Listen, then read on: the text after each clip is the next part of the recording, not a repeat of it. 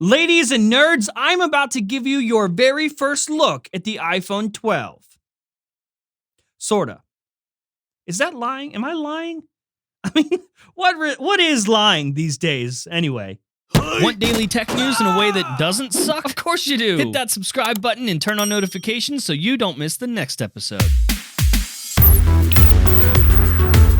Yo, what's going on? Welcome back to Front Page Tech, the show that gives you all latest tech news from one geek that is me to another that is you. Happy Friday. Did you know it is National Follow Adjourn on Twitter Day today? And I'm Adjourn. So follow me. Link is down in the description below. I'm so close to 50,000 followers on Twitter. I think I'm like 1,000 off, and at least like 17 of you watch this show, so I figured we could get pretty close if you follow me. It's like, you know those ASPCA commercials where it's like, you can give a quarter and save a dog. I want that. But like, you don't even need to give me a quarter. It's free. Just follow me and you can save Adjourn. Please, follow Adjourn today. You can save Adjourn. All right, so first up for the day, story numero uno. We got a leak, like a video leak of something. Not really. I don't know what to call it. Let me show you. So there was a video on Facebook posted by 3MK screen protectors, and they're claiming that what we're looking at here is an iPhone SE 2. And man, I gotta tell you, that is not it. That's not one of those. That's not an iPhone SE 2. What you are looking at here is an iPhone 11 Pro. That's it. They just put different custom metal sides on it. But listen, even though it's not an iPhone SE 2, we should still pay attention. For why, you ask? Well, you remember this. We've been talking about this for a while. There have been rumors circulating about this. Ming-Chi Kuo, basically the best Apple analyst the world has to offer. Out of all the Apple leakers, he probably has the best track record. Well, according to him, the design of the next iPhone, the iPhone 12 or whatever we're getting in 2020, iPhone 12 Pro, whatever, is going to have squared off metal sides, similar to the iPhone 4. This. You remember this. So even though this is a totally fake leak, it does give us the best idea, the best look, a real life representation outside of like a digital render that we've seen so far online. This gives us a pretty damn good look at what to expect for next year. According to Ming-Chi Kuo, we're still getting the 2.5D glass that we've been getting the last couple years, and these squared off metal sides. So definitely, totally not an iPhone SE 2, but still, I mean, why? If they were gonna lie and fake leak something, why couldn't they just say this was an iPhone 12? It would have been more believable. Here, 3MK screen protectors, let's fix this for you. We'll just type right here, iPhone 12 totally real leak. Please look here, because is real. Guys, girls, I'm telling you, when that phone comes out, and if it looks like that, I'm going to buy it so fast. Okay, for today's second story, I would like to give you a little segment I like to call, why would you ever do that, with a side of, please kill me. Android, f*** off, go away, your time has come and gone. Why?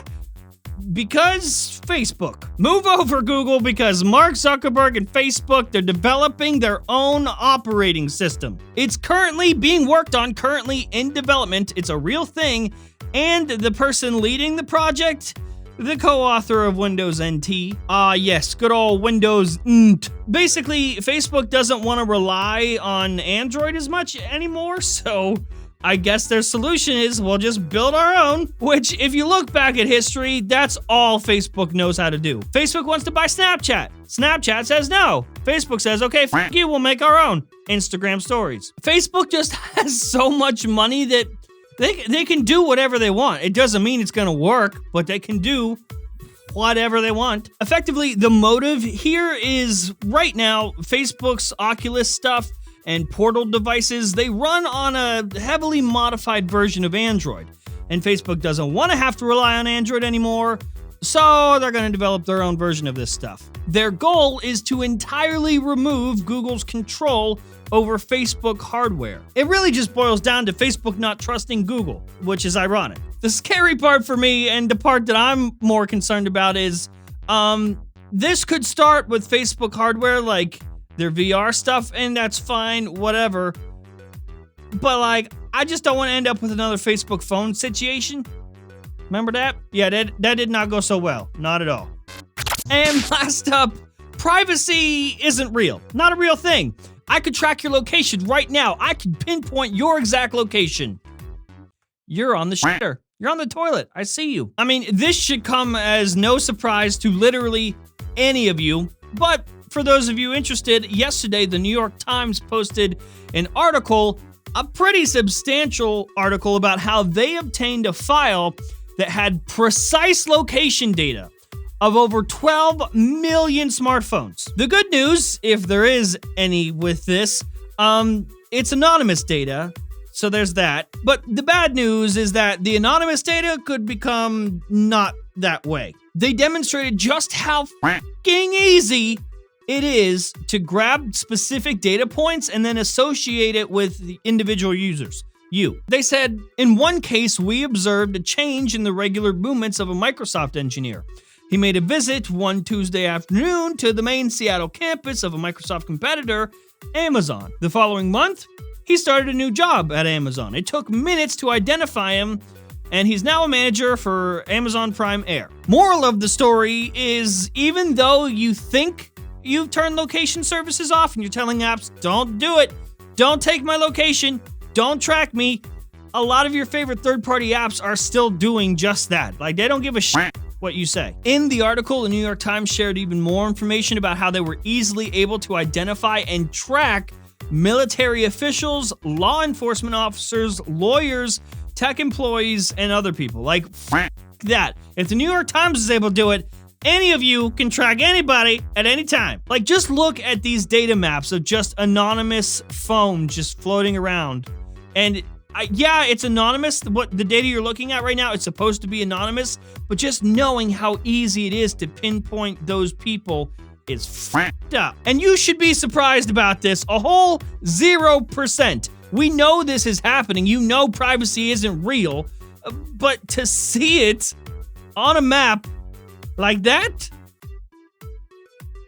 Oh, shit. Like, look at this. I'm going to link the article down in the description below. Hopefully, I mean, you never know with me. I might remember, I might not. If I did remember, woo, it's your lucky day. There's a ton of information in it, so make sure to go read it for yourself if you care.